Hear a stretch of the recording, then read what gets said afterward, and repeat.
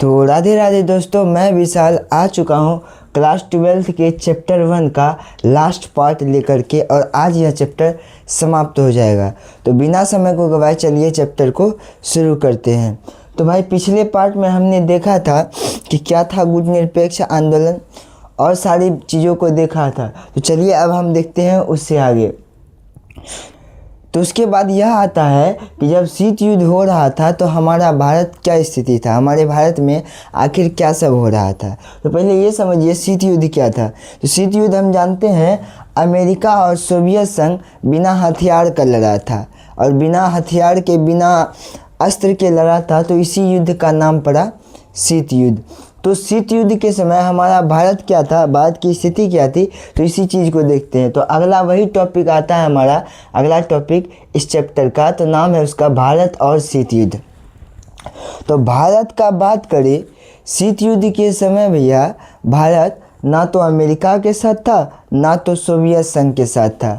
तो भारत जो है इस दोनों के साथ नहीं था, तो भारत इससे बाहर था, यानी कि भारत गुट से बाहर था। इसलिए भारत को गुट निरपेक्ष देश कहा जाता है, भारत को गुट निरपेक्ष देश कहा जाता है।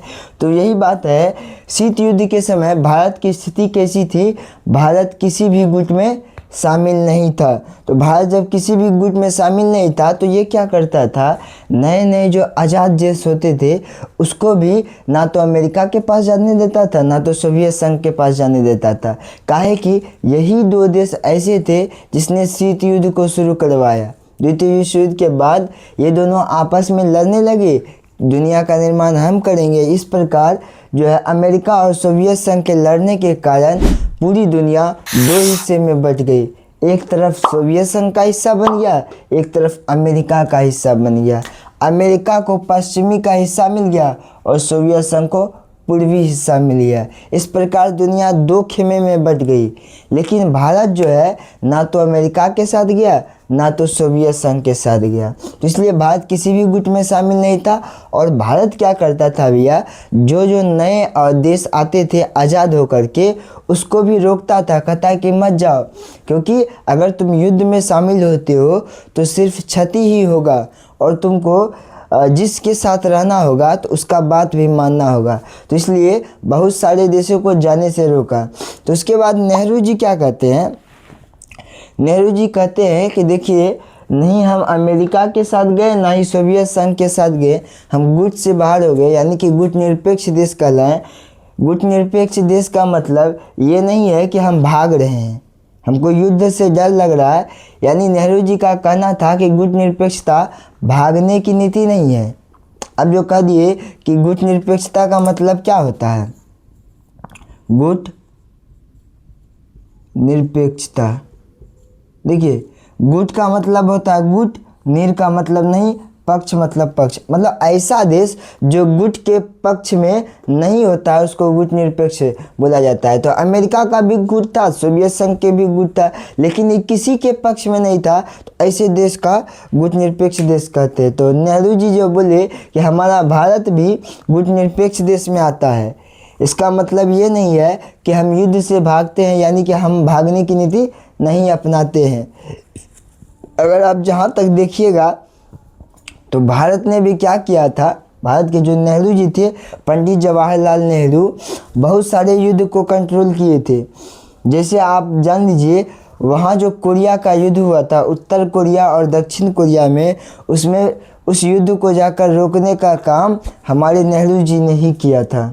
अगला बात क्या आता है कि दोनों महाशक्तियों का तनाव कम किया, यानी दोनों महाशक्तियाँ इतने गुस्से थे, इतने ज़्यादा गुस्सा हो गए थे कि लगता था कि भाई तीसरा विश्व युद्ध हो जाएगा। लेकिन हमारे भारत के नेहरू जी जा कर के उनके तनाव को कम किया। और क्या किए नेहरू जी, जा कर के बोले अमेरिका, सोवियत संघ, देखो बिना बात का अगर तुम लड़ाई करता है तो युद्ध लंबा खिंच जाएगा। इससे अच्छा है दोनों आपस में बातचीत कर लो, तालमेल बैठा लो, ताकि युद्ध उतना लंबा ना चल जाए। तो अमेरिका और सोवियत संघ को समझाया। इसीलिए अमेरिका और सोवियत संघ ने बहुत सारी संधि की थी। इसके बाद वही पढ़ेंगे कि अमेरिका और सोवियत संघ ने कौन कौन सी संधि की थी। ठीक है। अगला बात आता है कि जब हमारे नेहरू जी यानी कि गुट निरपेक्ष देश में थे, तो गुट निरपेक्ष देश का मतलब होता है स्वतंत्र निर्णय लेने। ना हम अमेरिका के साथ है ना सोवियत संघ के साथ है, तो हम पर ना तो अमेरिका का दबाव होगा ना ही सोवियत संघ का दबाव होगा, हम आराम से फैसला ले पाएंगे। तो इस प्रकार जो है स्वतंत्र निर्णय लेने की आज़ादी थी भारत को, क्योंकि भारत जो है गुट निरपेक्ष देश था। लेकिन हुआ कुछ ऐसा, एक समय का बात आता है जब भारत क्या करता है, 1971 में सोवियत संघ के साथ दोस्ती कर लेता है। भारत 1971 में सोवियत संघ के साथ दोस्ती करता है, तो इससे अमेरिका यानी कि भारत क्या करता है, इस सोवियत संघ के साथ 1971 में दोस्ती करता है। तो अमेरिका के बहुत सारे देश या अगल बगल के आसपास के देश को लगता है कि भैया जो है इस सोवियत संघ के साथ भारत मिल करके लगता है हमको बर्बाद कर देगा। लेकिन भारत के नेहरू जी कहते हैं कि हम जो इससे संधि किए हैं इसका मतलब ये नहीं है कि हम जो है सोवियत संघ का गुट में शामिल हो गए हैं।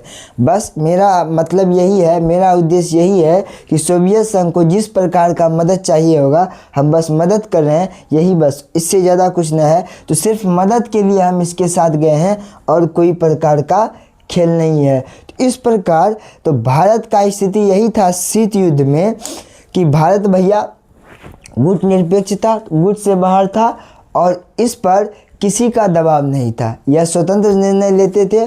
और पंडित जवाहरलाल नेहरू भी कहते हैं कि गुट निरपेक्षता का मतलब भागने का नीति नहीं है, हम गुट निरपेक्ष हैं, इसका मतलब नहीं है अमेरिका और सोवियत संघ से डरते हैं, ठीक है। जब गुट में शामिल नहीं हुआ तो अमेरिका भी भारत को उतना ही इज्जत देता था जितना सोवियत संघ। कोई भी अगर एक देश ज़्यादा इज्जत दे या भारत को पराजित करने का कोशिश करेगा तो दूसरा देश उसको मदद करता था। इसलिए दोनों ही देश क्या करते थे, तो भारत को बराबर इज्जत देते थे। इस प्रकार भारत का शीत युद्ध में क्या स्थिति रहा है तो उसको हम देख चुके हैं। अब हम यह देखेंगे कि आखिर नेहरू जी ने जो बात करवाई थी, दोनों गुट का बातचीत करवाया और युद्ध को कम करवाया, उन बातचीत के दौरान कौन कौन सी संधि हुई, इन पर चर्चा करते हैं। तो अगला ही टॉपिक स्टार्ट होता है अमेरिका और सोवियत संघ की बातचीत। तो चलिए अब समझते हैं कि कैसे अमेरिका और सोवियत संघ ने संधि किया और क्यों किया इस संधि। समझिए कि जब शीत युद्ध हो रहा था तो शीत युद्ध अमेरिका और सोवियत संघ के बीच शीत युद्ध हो रहा था। लेकिन शीत युद्ध के दौरान कुछ ऐसे भी देश थे जो अमेरिका और सोवियत संघ के साथ साथ वो भी परमाणु बम बना रहे थे। इससे होता क्या, मान लीजिए कि अमेरिका इधर है और इधर सोवियत संघ है, ठीक है। तो अमेरिका पर अगर कोई दूसरा देश हमला कर देता तो अमेरिका यही नहीं सोचता कि भैया दुनिया में दो ही देश परमाणु बम बनाता है, एक है अमेरिका एक सोवियत संघ। तो अमेरिका यही सोचता कि सोवियत संघ हम पे हमला किया है, ठीक है। इसको थोड़ी पता चलता कि कोई दूसरा देश हमला किया है। सेम बात सोवियत संघ के लिए भी वही होता। अगर सोवियत संघ पे कोई दूसरा ही देश हमला कर देता तो इसको लगता कि नहीं हम पर अमेरिका का हमला किया है। तो दोनों ही बात जानता था, इसलिए दोनों क्या चलो दोनों बातचीत करके संधि करते हैं और परमाणु जो बनाने वाला देश है कुछ परमाणु बम का तादाद कम करते हैं और परमाणु बम को बनाने का अनुमति नहीं देते हैं। तो अमेरिका सोवियत संघ बात करना चाहता था, लेकिन भाई कोई दोनों में से कोई आगे आना ही नहीं चाहता था। उसके लिए तब क्या उपाय है, तो फ़ोन लगाता है अमेरिका, किसको, पंडित जवाहरलाल नेहरू का, तनी बात करवा दीजिए, किससे, सोवियत संघ से। तो पंडित जवाहरलाल नेहरू फ़ोन करके बुलाते हैं, तो अमेरिका और सोवियत संघ आता है। तो एक तरफ अमेरिका बैठता है और बाकी सब देश भी बैठते हैं, एक तरफ सोवियत संघ। कहा है कि भाई दोनों गुट बनाया था, ये बनाया था पश्चिमी गुट, ये बनाया था पूर्वी गुट। तो दोनों गुट बनाया था, तो एक तरफ अमेरिका बैठा एक तरफ सोवियत संघ बैठा। तो सबसे पहला संधि हुआ था सीमित परमाणु परीक्षण संधि, वो भी 1963 में। सीमित परमाणु परीक्षण संधि जिसको LTBT कहते हैं। LTBT का मतलब होता है लिमिटेड टेस्ट बेन ट्रीटी।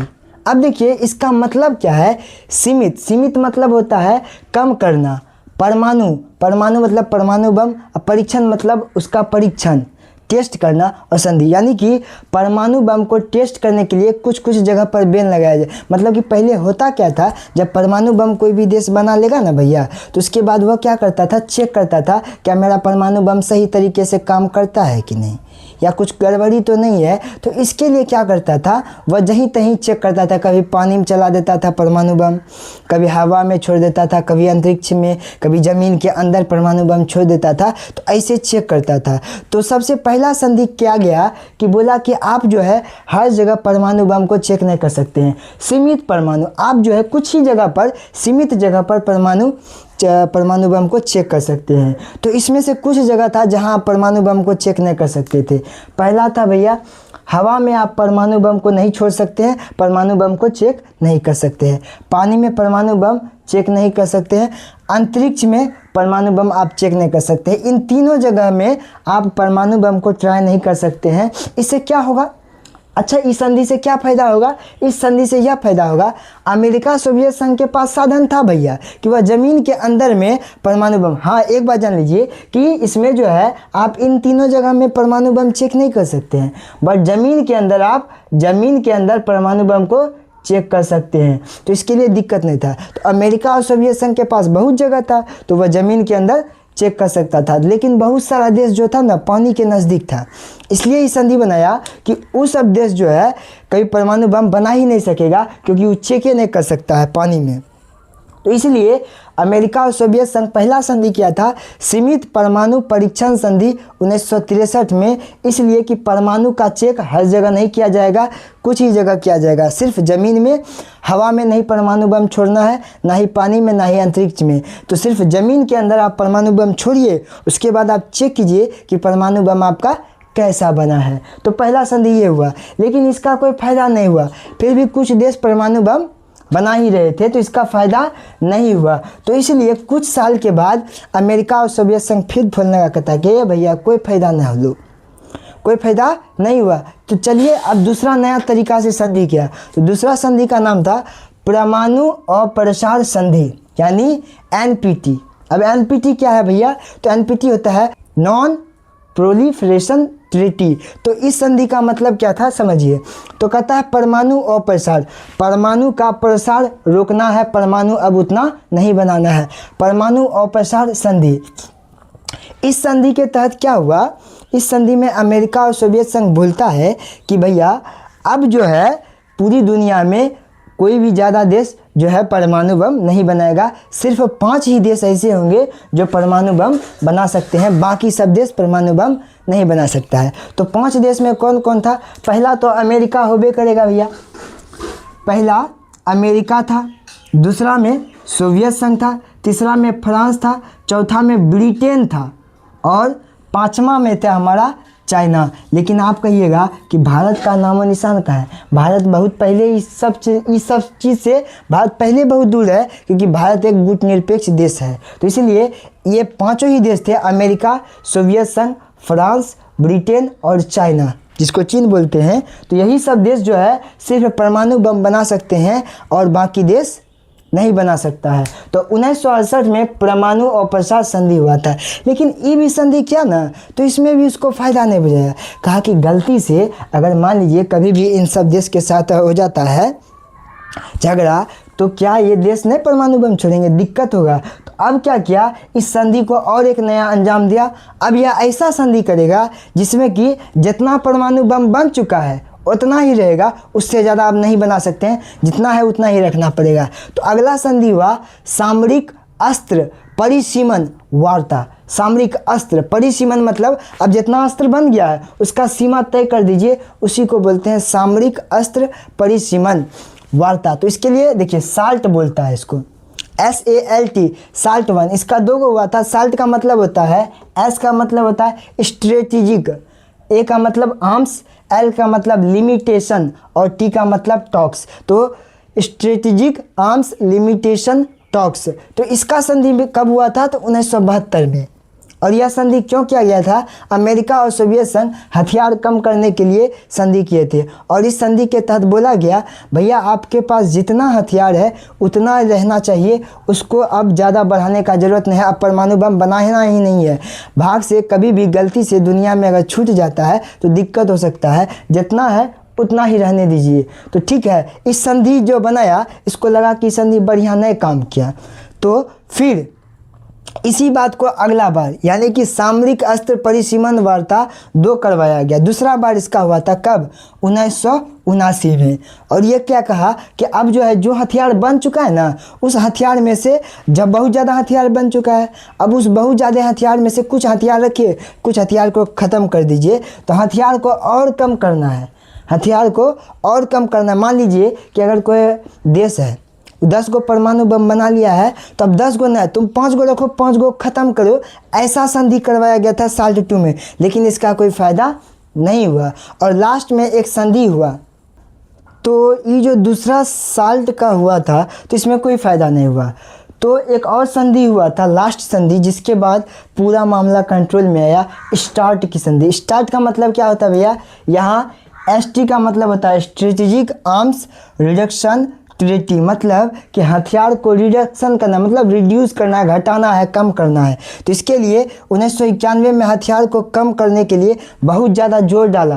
बोला कि नहीं नहीं, जितना हथियार है कम करो, नहीं बर्बाद हो जाएगा दुनिया। तो इसके लिए सबसे पहला संधि किया गया था START I का, तो 1991 में हथियार को कम करने के लिए। फिर START II, इससे भी उतना बात नहीं बना, तो फिर START II करवाया 1993 में। इसमें बहुत ज़्यादा हथियार कम हुआ। तो इस प्रकार हमने देखा कि कैसे अमेरिका और सोवियत संघ ने परमाणु संधियां की। अब इसके बाद आपका एक लास्ट टॉपिक बचता है जिसका नाम है शीत युद्ध के दायरे। अब हम देखेंगे कि पूरी चैप्टर में शीत युद्ध के दौरान कौन कौन से युद्ध हुए थे, इसके बारे में हम चर्चा करेंगे। तो इसके बाद आपका चैप्टर समाप्त हो जाएगा। तो चलिए अब देखते हैं कि शीत युद्ध के दौरान कौन कौन सा युद्ध हुआ था। तो शीत युद्ध के दायरे, शीत युद्ध के दायरे का मतलब होता है शीत युद्ध जो हो रहा था अमेरिका और सोवियत संघ में, अमेरिका और सोवियत संघ में जो शीत युद्ध हो रहा था उस दौरान कौन कौन सा युद्ध हुआ था। तो सबसे पहले कोरिया का युद्ध हुआ था, उत्तर कोरिया और दक्षिण कोरिया, जिसमें कि उत्तर कोरिया पर किसका शासन होता था? उत्तर कोरिया पर हमारा सोवियत संघ का, और दक्षिण कोरिया पर हमारा अमेरिका का शासन होता था।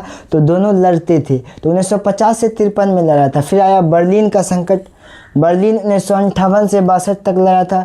फिर वियतनाम का युद्ध हुआ, अफ़गानिस्तान का युद्ध हुआ। लेकिन इन सारे युद्ध के होने के बावजूद ना तो अमेरिका इस युद्ध में शामिल था, ना सोवियत संघ सीधे, बस यह दूसरे देश को लड़ाता था, छोटे छोटे देश को, बट ना अमेरिका शामिल हुआ ना सोवियत संघ शामिल हुआ। तो ऐसे ऐसे युद्ध हुए, यानी ऐसा स्थिति आ गया था कि तीसरा विश्व युद्ध होके ही रहता, बट नहीं हुआ। तो यहाँ पर आपका चैप्टर समाप्त होता है। अब मिलते हैं एक नेक्स्ट वीडियो के साथ।